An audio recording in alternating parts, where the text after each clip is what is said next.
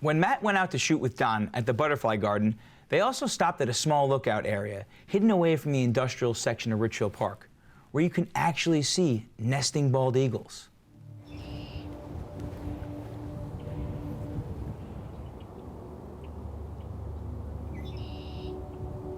That eagle's nest has been there, I guess, since about 2011. You know, it still gives me goosebumps thinking about it. It really does. You know, if anybody would have told me, you know, even when I was 30 years old, that we'd have nesting eagles out in Bergen County again, I thought, no, you know, you were a little crazy. But now, future generations, kids could come out and watch the bald eagle again. You know, the challenge now is past generations that helped bring them back. Now the challenge for future generations is to make sure they stay here. 3 pieces of legislation passed in the 1970s made this possible.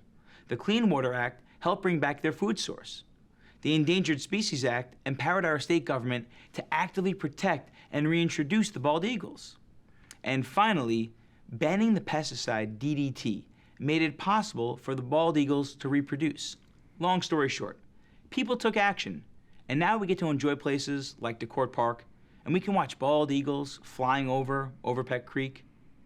As Don put it, there's not many places in nature that are better now than they were 50 years ago.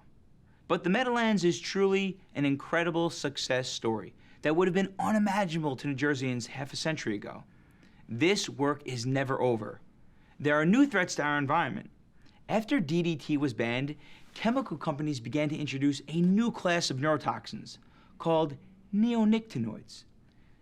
These new pesticides were sold as more selectively targeting harmful insects and could actually be integrated into the plants through seed coating. Over the past 2 decades, however, scientific studies have begun to demonstrate that these new pesticides are not as harmless as chemical companies want us to believe. There is significant evidence linking neonicotinoids to the collapse of the bee population, the extinction of aquatic life, and many scientists believe that they pose a long-term threat to our food system. For all these reasons, I'm working with colleagues in the Senate and the Assembly to introduce a partial ban on neonicotinoids in New Jersey. In our next episode, we're going to cover this topic in detail and take you inside the process on trying to pass a piece of legislation. Special thanks to Don Torino and Mark Olson. Thanks for watching, and it was nice to meet you.